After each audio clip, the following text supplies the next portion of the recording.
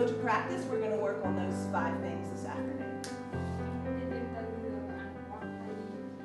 So I live in the United States, in Birmingham, Alabama, and I grew up in a very rural part of the United States, in Arkansas, and I acquired my disability when I was 3 years old. So I grew up using a wheelchair and not having the use of my legs.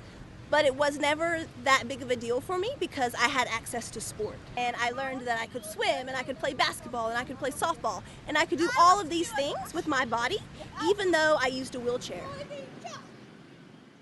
That was my goal. I wanted to be the best athlete in the world. And I trained in the sport of wheelchair basketball. So I was able to go to college and play wheelchair basketball, and I was also able to play on the U.S. national team for 7 years and attend 2 Paralympic Games and win a gold medal at the 2008 Beijing Games. After London, I retired from playing basketball, but I still wanted to be a part of the sport. It was still inside of me, and I still felt like I had a lot to offer, so I began coaching. Right now, I am training 16 women here in Battambang. Every skill that they have learned are the exact same skills that all of the top national teams around the world are learning. អ្នកគ្រូម៉ារីហ្នឹងគាត់បានវឹកហាត់ខ្ញុំបានល្អណាស់មិនក៏ដោយគាត់ដូចថាដើម្បីឲ្យយើងខំប្រឹងប្រែងឲ្យយើងចេះដើម្បីបានទៅប្រកួត SEA Games នៅស្រុកគេ We are training with the girls to hopefully take them to competition soon. They deserve to show the world what they can do. They've been working hard, and as a reward, they want to show the world that Cambodia is strong and that they as women are strong.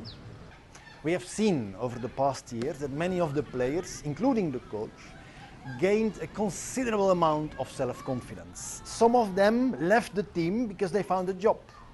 Some of them found a husband, got pregnant and decided to go home again. That's their choice. It's up to them to decide what they want to do with their future. ICRC understands the importance of sport in the rehabilitation process and beyond the process.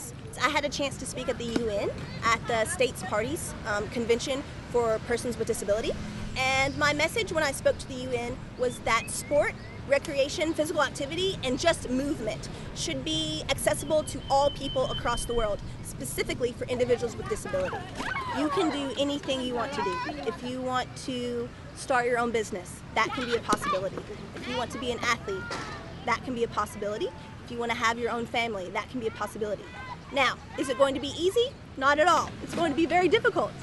But you still have that opportunity, and just because you don't have the use of one of your body parts doesn't mean you can't achieve great things.